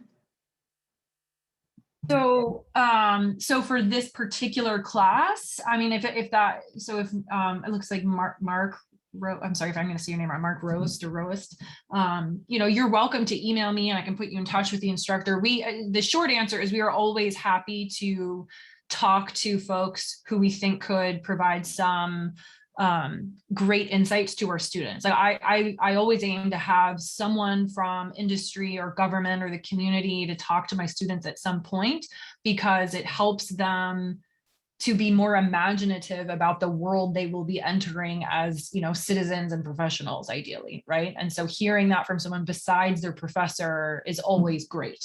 So yeah, if you mean by brainstorm for like quarter as in semester, I mean, I think that it would be, it'd be great to hear from you and anyone else who's listening. If you have some ideas or want to hear more about it, I'm happy to help make those connections. And I have some pieces of small UAS that I introduced into a data analytics class for transportation planners, right? So there's little pieces that are kind of peppered into a lot of our curriculum right now. So if anyone's interested, happy to talk more. And I think this question might be a bit more appropriate for Fred then. How do we build the larger group of potential stakeholders? A larger group of stakeholders. So I think that's trying to define what a larger group means, right? Do you want me to read the full question for you? There's more detail behind it.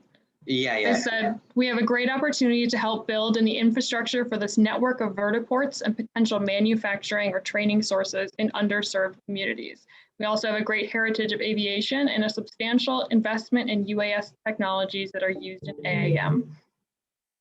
And Fred, I think what you're doing with the national campaign is, I don't know if there's a better model out there. Yeah. And and so in that we are including all levels of government and trying to pull everybody together.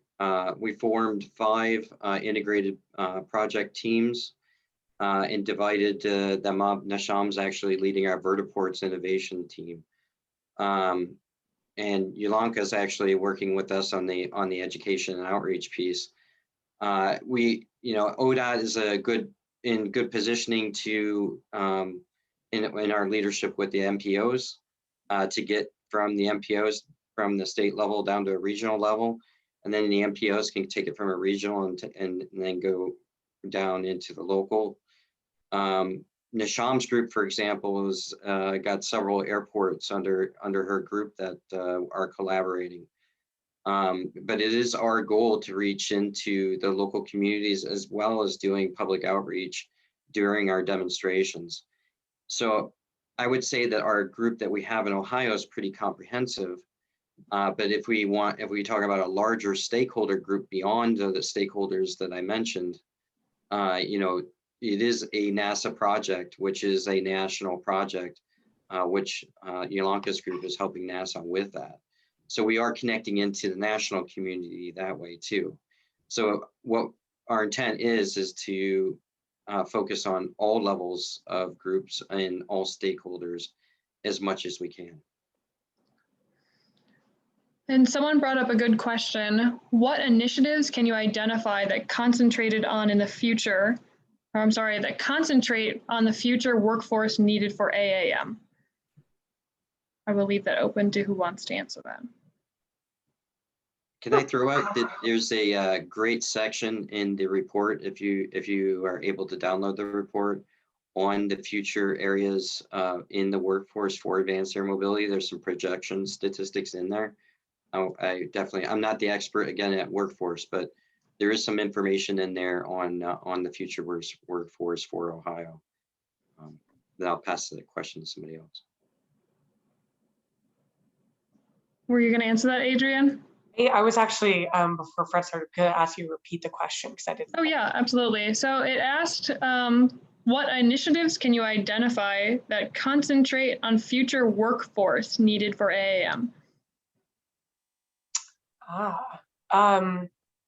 I think Fred made a good point. There's an anthology of them, inside of in the state of Ohio. I think there's also, there has been more attention to this over the last 10 years, especially as automation started to pop up as an increasingly kind of important part of the conversation.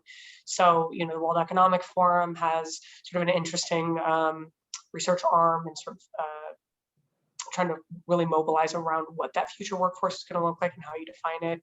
And I think actually you can see to some extent, one thing that we haven't probably talked about here, and they look different in every state, but the junior college or community college network also has, I think, in many ways, a really dynamic relationship with trying to stay abreast with the pace of innovation because their pipelines are so near term in terms of how they place them. So in general, I would say, looking towards other industries like automotive that are dependent on these sort of technological transformations, where it's ancillary technology transformations, is usually a good place to start. I worked on a program in Los Angeles where we developed a UAS kind of training program within the community college network, and that was a really interesting and sort of effective way to get people placed and also get some energy created at the high school level, since there was a very direct relationship and connection between where those students were originating and where they were ending up within that system. So yeah, I think future of workforce initiatives around World Economic Forum and a couple of other, Bloomberg also has some really interesting initiatives that are focused on workforce prep, right? And how we sort of adapt and make our workforce future proof. And then one point that was brought up, it doesn't directly address a question, but I know, Nishom, you began speaking on this earlier. One problem dealing with medical issues as a key market demand is how do we control the costs? And they bring up the point of when you look at the problem with the cost of ambulances across the country versus what your health plan costs. It says AAM's implementation would be great if it could lower the cost of healthcare. Do you have any notes on that? That's a big question. No, that's a big, hairy problem. That's something, there are different pieces and different chunks that I would hope that it could remove. So just to give you an idea, and granted, this was in the middle of a winter storm, it made the news. A plane was supposed to land with someone's, an organ, a tissue donor's organ that was going into a child who was being prepped at Children's due to a snowstorm, and I had to land at CVG. The difference in landing at those two airports and getting up to the campus area is quite big. Then you add on traffic, snow. So that person was already open and being prepped to receive this organ. And we ended up having our fire chief and like 17 troopers, you name it. I mean, it was kind of like wild, wild west. And it was crazy reading the reports about it. But like all of the people for 911 are dispatching saying, take this right, go here, looking at the cameras. And it's like, this would be so much easier if we could have used a helicopter. Now, granted, there was snow. And so it's the inclement weather is a whole nother thing. But the cost that goes around each thing that happens when it comes to medical, if we are able to do something that is more seamless and faster. I mean, I look at Joby Air says that, for 150 miles flight, and I think it's an 8-minute flight, I can spend $30. That is much more $30 per passenger, 6-person car. That's much more affordable. So if you figure that if you could do something that would be a much more affordable opportunity, hopefully the cost goes down. But is it going to solve and give us universal healthcare? Probably not, but it's a start. One of the questions that I actually saw on here, which kind of goes into that, was around the cargo safety and vetting and inspection, the needs of how that'll impact, especially with AM. Do you care if I take that one a little bit too? Oh, no, absolutely. Yeah. So I think you're kind of looking at where's the checkpoint, and we have on our campus DHL and Amazon, so they're very active with cargo as well as passengers. So we do have a federal team that is inspecting cargo on those planes, as well as the TSA that inspects passengers. We're actually trying to move beyond that. And how do you create a seamless journey, even in a large international airport, let alone in a smaller advanced air mobility, say a smaller cargo payload or a smaller movement of people, which currently, if you are in an aircraft that is, there are certain airlines that fly out of smaller airports that you don't go through those security inspections. But through the use of new technologies, so we're working really hard on what kind of sensors can help replace the sniffing dogs that would still detect bombs and other things. What are the different cargo sensors that we can use to really x-ray what is inside of things? And there are ones that are found very useful at ports, especially like international ports that are screening areas. So we're trying to take that technology and bring it into our facility. And that same technology, once it is, once the way that it's configured comes together, I think will come down in price and will make it something that could be useful and would use to be able to screen at some of these smaller vertiports and not just at the international airports. Absolutely. And I believe, Fred, you started saying something previously. Yeah. Would you like to go ahead? Yeah, I wanted to add to that what Nisham was saying about the healthcare and being that there will be early adopters in advanced air mobility. Again, referencing the report, the emergency service is a large outlier when it comes to industry and the amount of investments that are needed to maintain that network of med flights or emergency type services with helicopters. Advanced air mobility at its core is revolutionary because of its use of electric motors. It's reduced operational costs, it's reduced maintenance, by very large factors. So we're looking at aircraft expenditures extremely lowered, but then realizing that that as the technology matures and the heliport infrastructure is already there, and maybe all it needs is electric recharging or hydrogen fueling, depending if it's a hybrid motor. They do have that infrastructure there. So the biggest problem with the medical use cases is the risk of your aircraft not working when it's needed. And that's the most difficult thing to get over with advanced air mobility and medical use cases. Otherwise, everything else is a win. But if you're expecting an organ, you better get your organ. You don't want the aircraft either not to be ready because it needs to charge a battery, or something happened in transit and it loses it. So those, as long as you can get the reliability there, I think the medical use or medical services industry will be the first one that gets that will see benefits from advanced air mobility.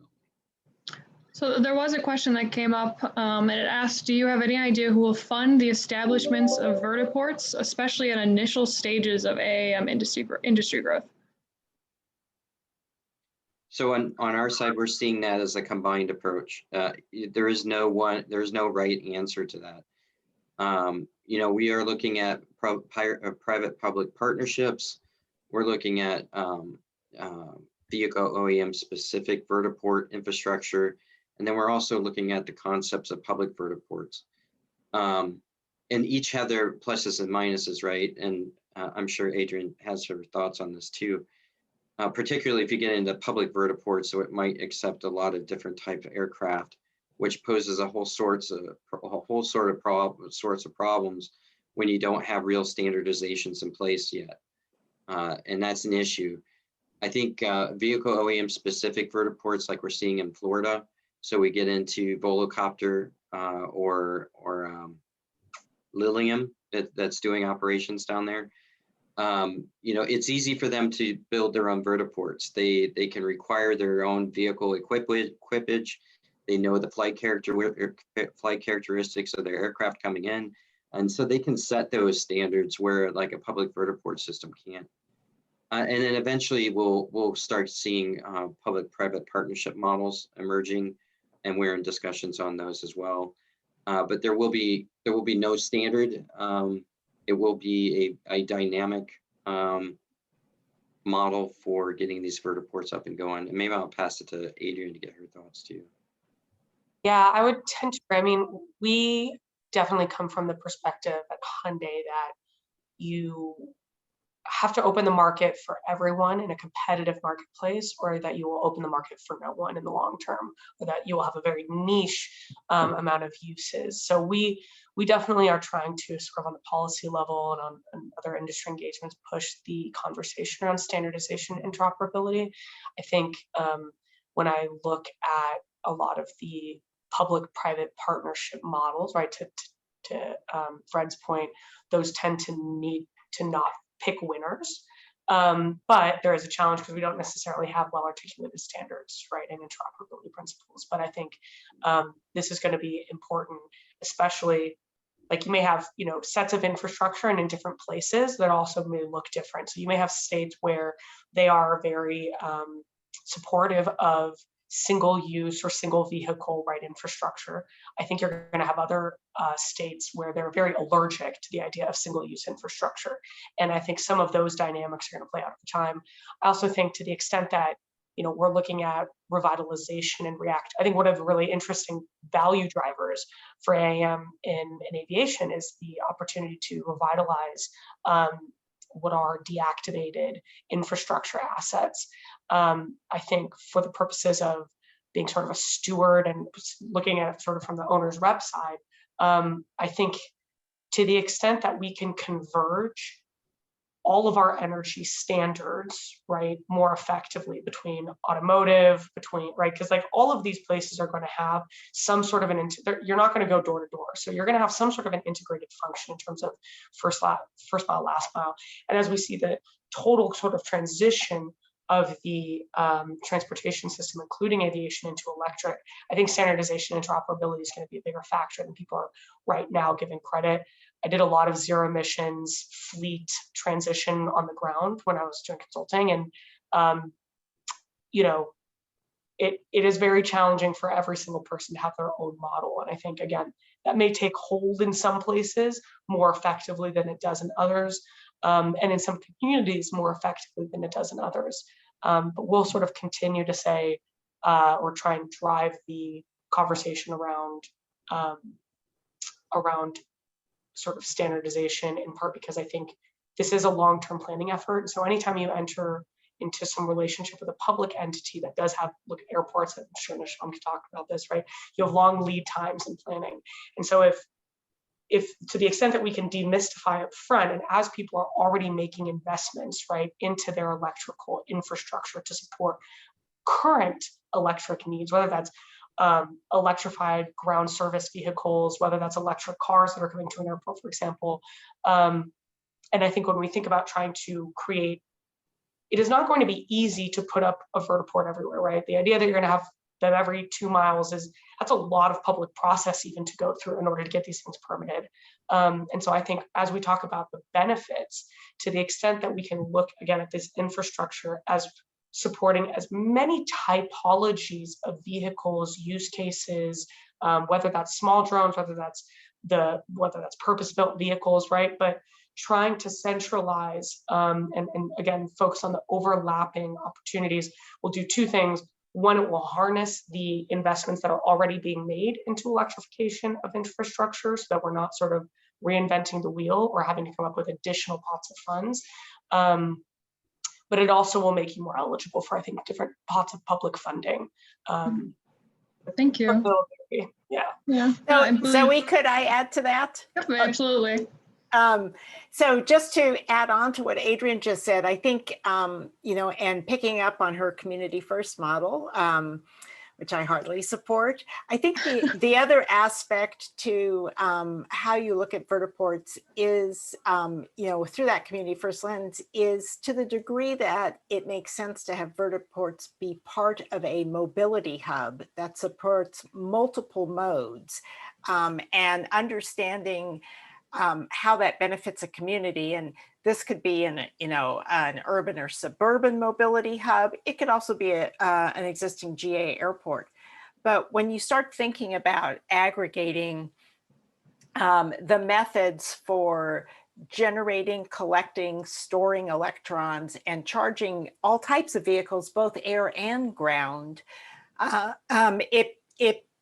it becomes important to understand the community value of these assets. And that creates a tension between a strictly single operator private vertiport versus kind of incorporating those broader uses. And I think there's a distinction between ownership and use that's important.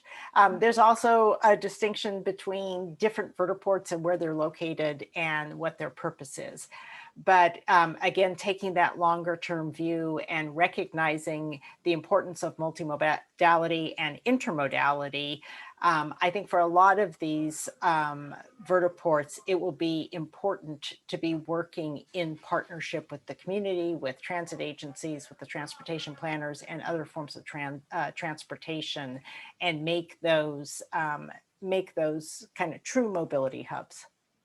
It's interesting, the more I look at, I think the different business models make sense, where some are private owned, some are public owned, vice versa, especially when it comes to who's paying for the energy and all of that. But one of the quotes that when I first started at airports, they would always say, seen one airport. And it's like, well, that's absurd. Why would Delta or some of these different airlines want to have to learn my rules and regulations at CVG and at DFW? And I need DFW as much as anyone else, because we got to have people landing and flying off somewhere. So if we can have some connectivity or some continuity amongst those standards that are out there amongst vertiports, I think it is something that is pretty important. Even down to like Adrienne's example of trying to figure out, do I put Tesla chargers in, or do I put chargers in that fit all of them? Like, this is kind of wonky. Hey, Zoe, can we lead in? There was one that was directed to me that kind of goes on the end of Nesham's last comment about standardization of vertiports. The question, what about using local airports, designing flows so that STOL is using the runway and VTOL is out of the way but convenient, perhaps group rapid transit delivering people to the airport. We haven't actually talked about STOL, and I'm not sure that the audience really knows STOL because we keep saying VTOL so much. So vertical landing takeoff aircraft has the capability to go straight up and straight down. Sometimes the VTOLs will be able to transition to airflow on a wing to increase efficiency and go longer ranges. STOL is an interesting, it's not a new concept, but the technology that's being developed in the recent years have come a long way. So short landing, takeoff and landing aircraft is looking at, it's not a VTOL per se, but it can land in an area of like 100 to 300 feet, as opposed to a traditional runway, which is a very small area. And it is a good point, as we start talking vertipads and standardizations, there is this STOL concept that's out there that its only real limiting factor right now is the glide slopes, if it getting into land and then taking off. That's really what the limitation of that current technology is. But the benefits of that technology is the efficiency of the air on the wing almost instantly, which really, is one of the reasons why we're looking at STOL technology as being a viable concept and being a part of the advanced air mobility, and not just the brute force method of a vertical landing and takeoff aircraft of getting up into the air and then either just continuing to be that brute force up or then a brute force up and then wasting some energy to get the airflow on the wing to provide that aerodynamic efficiencies. But yeah, I'm glad somebody reminded me about STOL. I should have said something earlier. Q&A coming in clutch today. Let's see, there were a couple in the end. Are there risk models that would inform when passengers / cargo size screening is not practical or risk probable? I believe you were talking about that a bit earlier, Nashom. Yes. That goes into, there are alternative ways of inspecting that we are one of 11 TSA airports that TSA is working with on new ways of screening and inspecting. So if it's that, so I wasn't sure if the question is really around that type of inspecting, or if it's like, is this, how a pilot would normally inspect their plane, where do we need to use de-icing fluid? What are those things that need? I kind of assumed it was the first way, was looking at TSA and, what is the cargo? What is it actually carrying? But if it's also in who is inspecting to make sure the plane, there are technologies like Asaya, which is an AI camera that will tell us what is actually happening on the ground and then notify us if there's something that we need to be addressed. I would think that we would start looking at certain technologies like that if we are also going fully autonomous, so that we're able to know, hey, there's a screw loose or there's something that's wrong that needs to be addressed. So it depends on what kind of inspecting that question is asking. Okay. We are a bit tight on time here, and I think that most of these will require answers that will take much longer than the time we have left. So I don't want to put any of you on that tight spot here. So I am going to go ahead and close things off today. And in doing so, I do want to take a moment to say thank you all for joining us for this conversation today. I hope everybody that joined got something out of it, whether you learned something new or you just simply enjoyed the discussion today. I also wanted to take a moment to thank our panelists as well as our advisory team for making this event possible. And we hope to see you all for part 2 coming in September. Thank you, Zoe. Thanks so much, Zoe. Thank you. It was a pleasure. Yeah. Yeah, thank you, everyone. Be here today. Take care.